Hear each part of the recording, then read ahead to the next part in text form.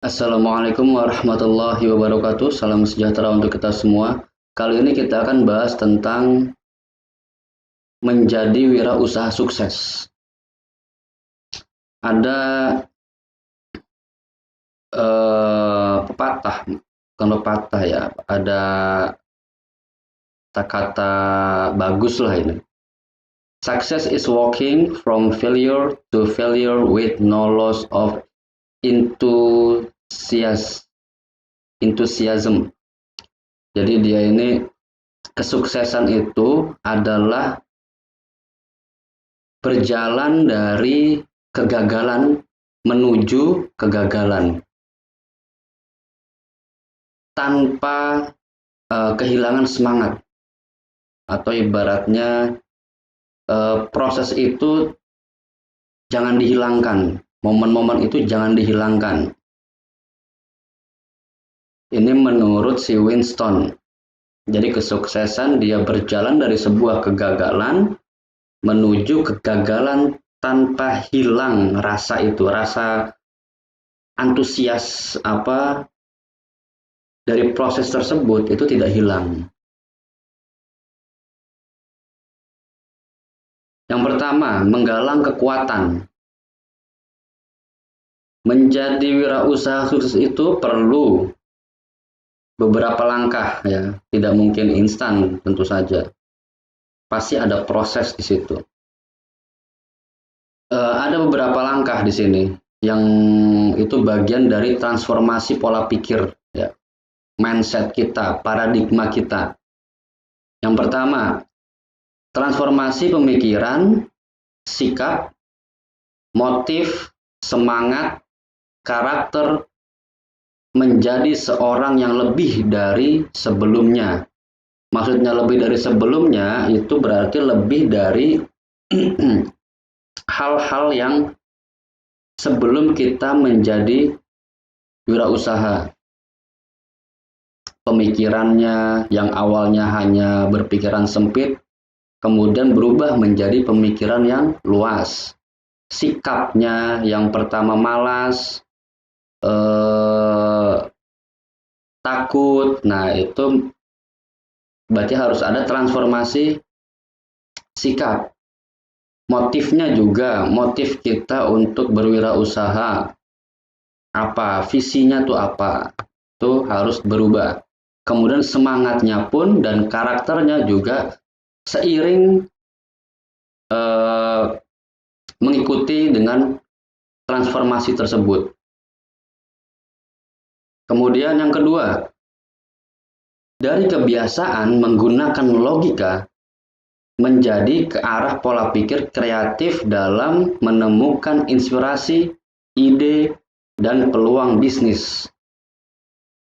Jadi di sini kebiasaan-kebiasaan yang dahulu kita selalu menggunakan logik, kemudian berubah logik itu menjadi sebuah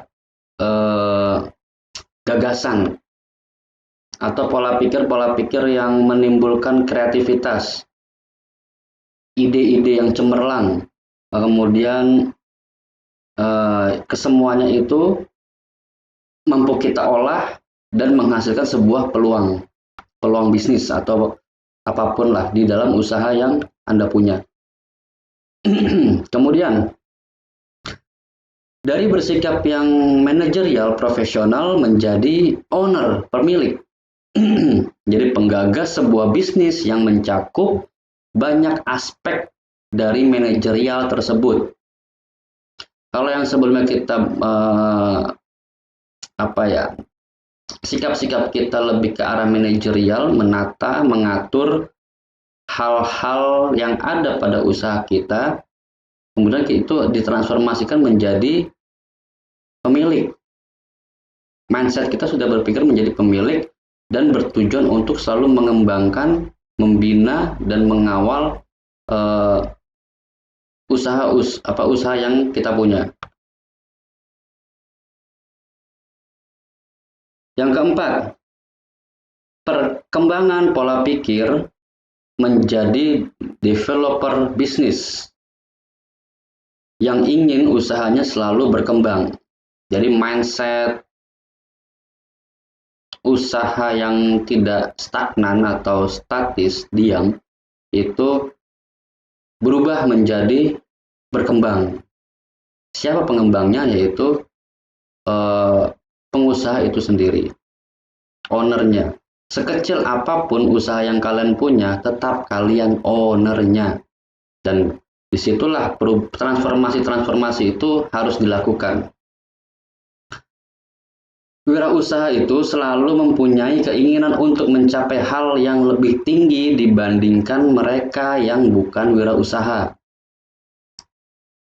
Mayoritas orang-orang wirausaha itu selalu mempunyai keinginan yang jauh lebih tinggi.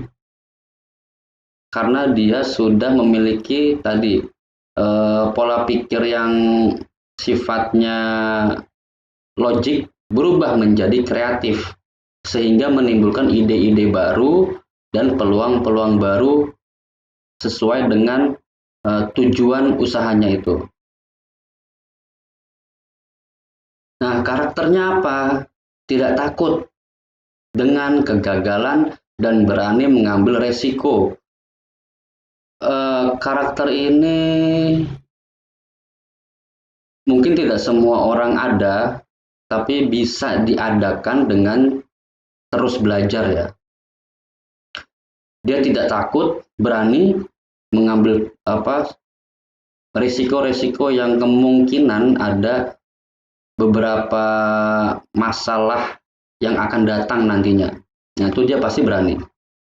Mau dan mampu menerima tantangan baru, dan mampu menyelesaikan dengan gayanya sendiri. Jadi dia mau menerima tantangan baru,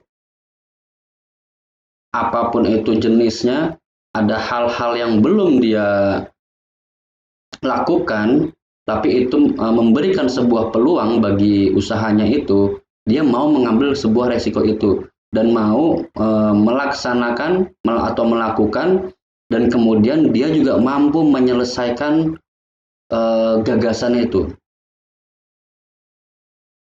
Tentu saja dengan stylenya sendiri. Jadi dia punya ritmenya sendiri, gayanya sendiri dalam menyelesaikan masalah tersebut atau peluang-peluang baru itu. Senang melihat orang lain sukses dan menghindari orang-orang yang gagal dan tidak punya kredibilitas. Jadi orang yang ingin menjadi sukses itu, dia senang melihat orang lain sukses. Dan kalau dia melihat orang lain sukses itu, tentu saja akan didekati. Kenapa? Karena dengan harapan mampu berbagi kesuksesannya, mendapatkan ilmu baru yang mungkin bisa saja diterapkan ke dalam usahanya. Dan cenderung dia akan menghindari orang-orang yang gagal, yang mungkin selalu galau, selalu lama move on misalnya, atau selalu ngeluh. Nah, itu dia akan lebih sedikit agak jarak lah di situ. Bahkan mungkin orang-orang seperti itu akan diberikan semangat sama orang yang memiliki jiwa-jiwa yang optimistis ya. Selanjutnya, selalu optimis meskipun di tengah situasi sulit. Ini kalian mungkin bisa dipahami ya bagaimana situasinya. Dia akan selalu memiliki mindset atau keyakinan optimis bahwa dia mampu melakukannya dalam situasi apapun, meskipun keadaannya itu sulit, lebih sulit dari biasanya. Itu dia selalu optimis, yakin. Memikirkan solusi-solusi yang mampu memberikan jalan keluar dari kesulitan tersebut. Kemudian selalu berkontemplasi. Nah, kontemplasi ini dia merenung ya. Kontemplasi ini merenung atau introspeksi diri terhadap usaha yang dia jalankan. Jadi selama usaha itu berjalan, ada waktunya, ada kalanya si pengusaha ini dia akan melakukan introspeksi, merenung bagaimana jalannya usaha yang dia jalankan sampai saat ini dan yang akan datang. Itu pun direnungkan, dipikirkan terus-menerus bagi si owner ya. Kemudian menangkap kegagalan sebagai peluang baru bagi usahanya.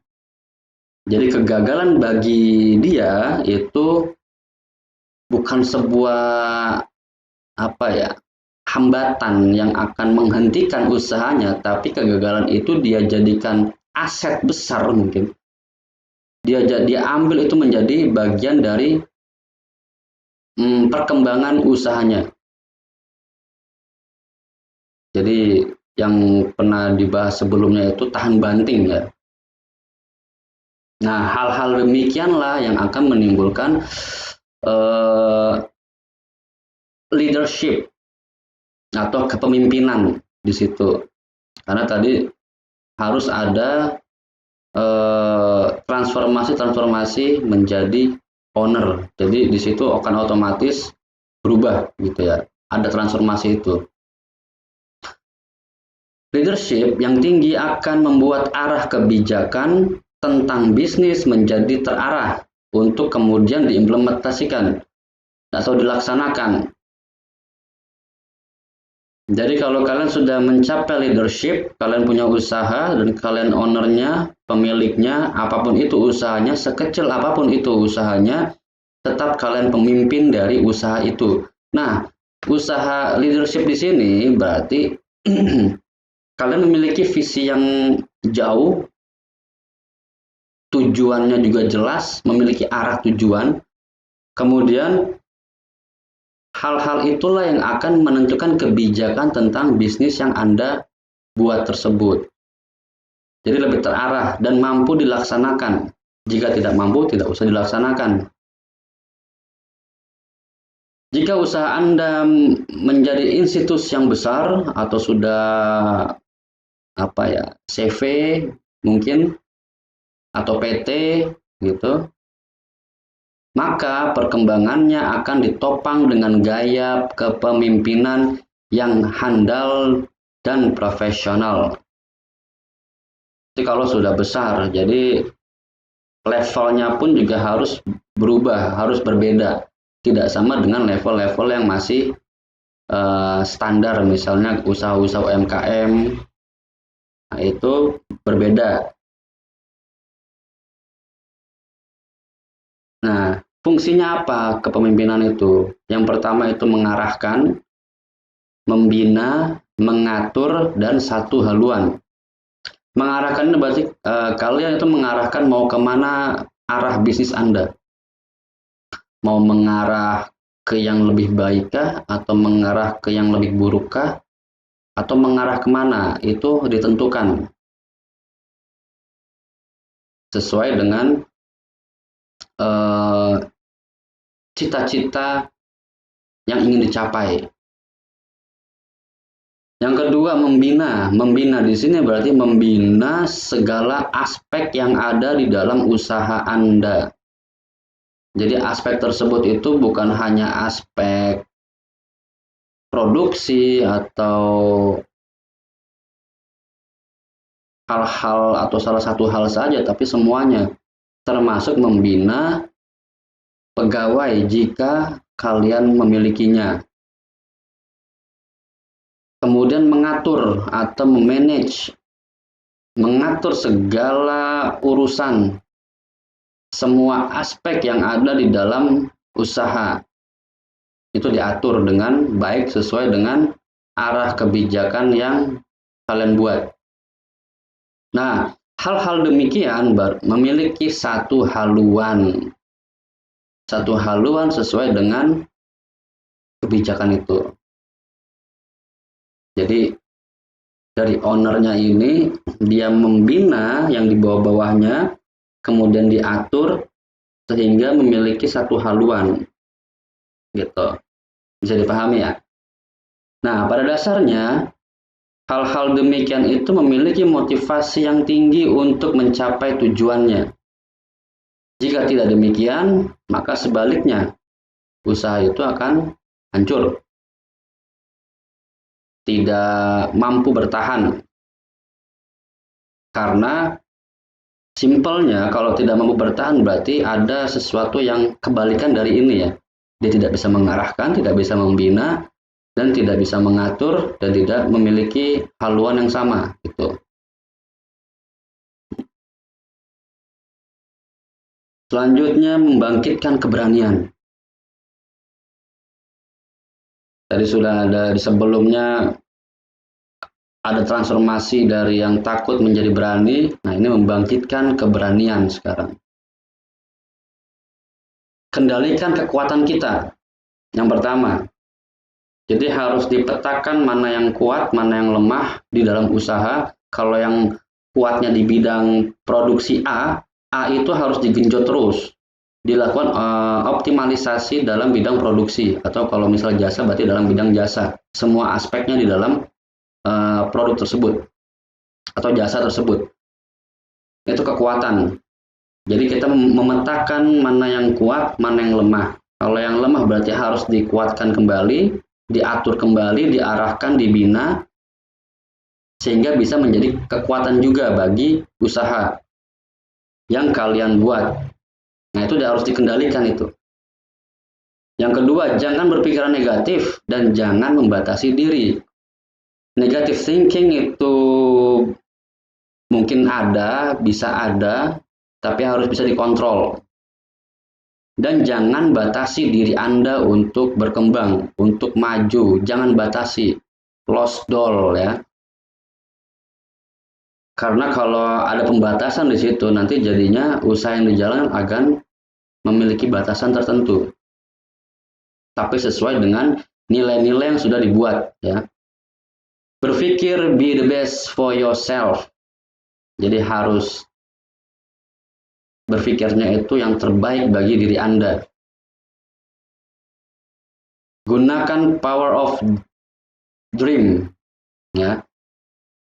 Mimpi, kekuatan mimpi, imajinasi, khayalan tingkat tinggi. Itu harus digunakan itu, karena itu salah satu bagian dari ibaratnya itu apa ya, bahan bakar ya, untuk membakar semangat kalian untuk memajukan usaha yang dibuat. Kemudian selalu berpikir semua orang memiliki bakat untuk menjadi entrepreneur. Kemudian melihat ke depan, bukan ke belakang. Meskipun sekali melihat ke belakang, tapi yang di belakang itu digunakan menjadi bahan untuk di masa depan. Kegagalan-kegagalan, masalah-masalah yang lalu itu menjadi bahan pembelajaran untuk masa depan. Nah, aspek keberanian yang pertama itu berani memulai. Berani memulai berarti di situ sudah ada jiwa kewirausahaan untuk berani membuka usaha dengan berbagai macam resiko. Itu berani dulu. Kalau kalian tidak berani, berarti tidak ada jiwa-jiwa kewirausahaan di dalam diri Anda, dan itu harus diasah terus. Jadi jangan kelamaan mikir ya. Kalau dalam usaha itu harus gerak cepat, tidak lama mikir, tidak lama menimbang, tapi segera diputuskan. Karena pesaing-pesaing kalian nantinya terus berlari lebih cepat, berarti kalian juga harus bisa mengimbangi berlari dengan cepat juga. Jadi harus berani memulai. Nanti sebelum ide-ide bisnis kalian itu diambil orang, kan sayang ya.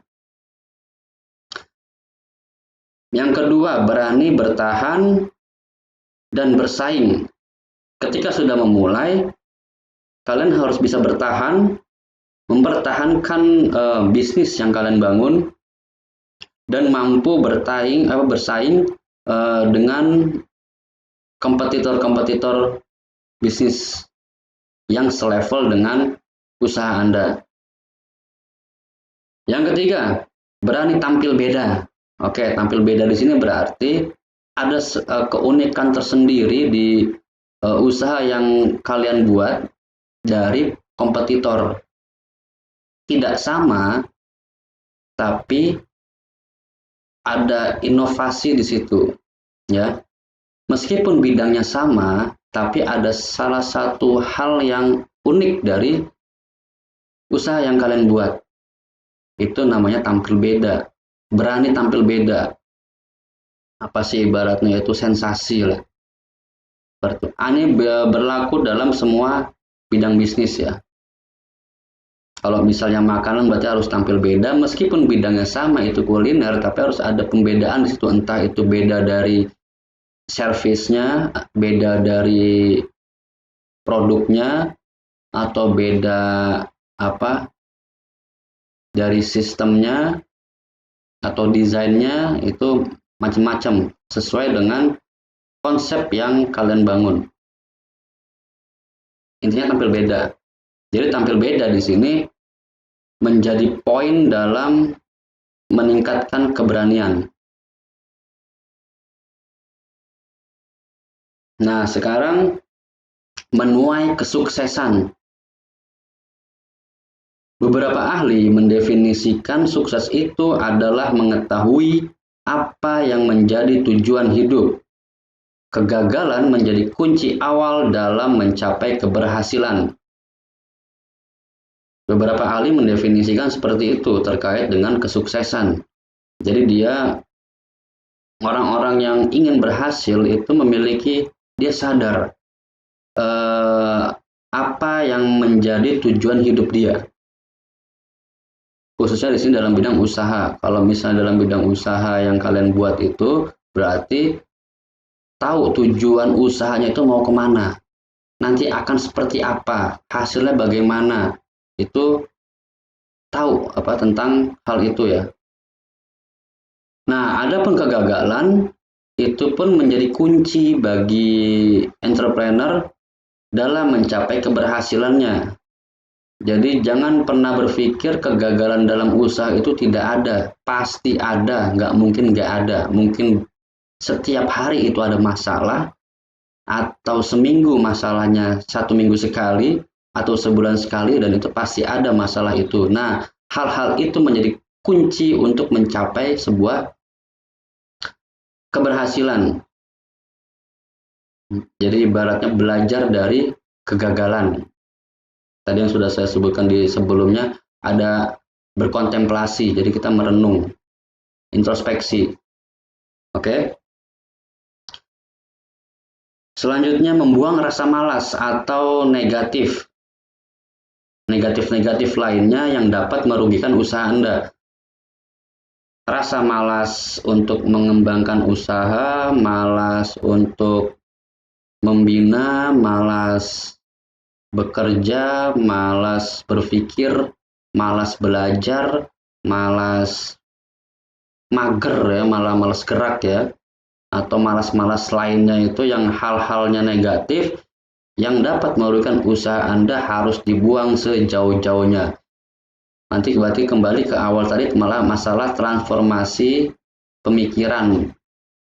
Pemikiran-pemikiran yang negatif itu harus dibuang sejauh-jauhnya agar mampu menempuh pada keadaan baru yang lebih fresh gitu ya, dengan sistem yang dibangun sehingga usaha yang kalian bangun tidak mengalami kerugian. Meskipun mengalami kerugian itu pun pasti ada, dan itu menjadi cambukan bagi kita itu untuk tetap survive dan berkembang. Kemudian memiliki self control yang baik dalam usaha. Self control itu berarti kita memiliki kontrol diri ya. Kita bisa mengendalikan diri kita sendiri, mengendalikan sifat iri, mengendalikan sifat emosi, mengendalikan ambisi, mengendalikan dengki, itu harus dikontrol. Karena hal-hal itu bisa jadi mampu menghancurkan usaha yang kita bangun dari awal. Usaha yang kita bangun, usaha yang kalian bangun, jangan baper ya. Nah, itu namanya self control. Itu harus dibangun dan terus diasah agar usaha yang dibuat itu berjalan sesuai dengan plan yang kalian buat di dalam usaha itu, apapun usahanya. Jadi pada dasarnya itu sukses itu proses ya. Dia tidak berhenti, dan kesuksesan itu akan berhenti ketika orang sudah mati. Baru berhentilah kesuksesan itu. Jadi selama kalian masih hidup, kesuksesan akan terus berjalan dan kegagalan pun juga terus mendampingi dari kesuksesan itu. Tidak ada hal yang pasti dalam kesuksesan, karena itu bagian dari proses untuk mencapai sebuah tujuan. Dan tujuan pun bisa berubah secara dinamis, sesuai dengan perkembangan zaman yang ada. Nah, hal-hal demikianlah yang dapat menumbuhkan suasana-suasana kesuksesan dalam hidup Anda. Itu terkait dengan kesuksesan. Jadi pada dasarnya apa yang tadi dijelaskan itu merupakan bagian dari hal-hal yang fundamental, yang sangat mendasar bagi para usahawan atau usahawati dalam memulai sebuah bisnis, apapun itu bisnisnya ya.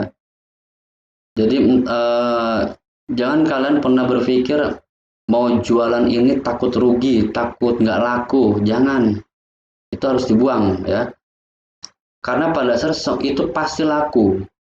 Karena masing-masing komoditas itu memiliki pasarnya masing-masing. Kalau kalian misalnya mau jual peniti, itu pun pasti laku karena ada yang membutuhkan juga soal peniti. Atau mau jual apa lagi? Kuliner yang sudah banyak gitu, yang sudah banyak, misalnya contohlah pisang goreng yang sudah banyak beredar gitu di luar. Itu pun juga pasti laku gitu. Cuma cara mencapai banyaknya produk itu terjual dari kunci-kunci yang tadi sudah kita bahas. Kita dapat mengontrol, kemudian kita memiliki style yang baru, gaya baru, atau keunikan dalam usaha yang dibuat itu, sehingga menimbulkanlah sebuah kesuksesan di akhirnya. Misalnya contoh begini, bulan ini saya ingin mencapai penjualan produk sebanyak 100 piece misal ya. Nah, berarti untuk mencapai itu sebuah tujuannya 100 piece. Berarti selama 1 bulan itu kita mencapai kesuksesan ke 100 piece ini, gitu loh. Itu namanya proses untuk mencapai sukses dalam tujuan 100 piece. Itu terus apapun itu selama berjalannya proses tersebut itu berarti merupakan proses dari kesuksesan. Terus dicapai sampai 100.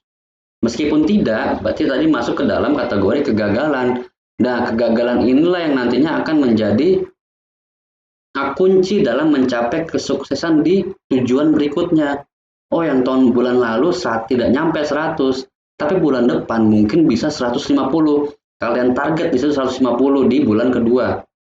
Nah, itu proses terus, proses sampai dapat 150 dengan gaya-gaya yang bisa dibilang unik lah, ya. Bisa dipahami ya sampai di sini. Intinya itu lebih jauh lagi kalian bisa memaknai kesuksesan ini lebih dalam lagi dengan mencari banyak referensi yang ada di luar. Oke, terima kasih. Assalamualaikum warahmatullahi wabarakatuh.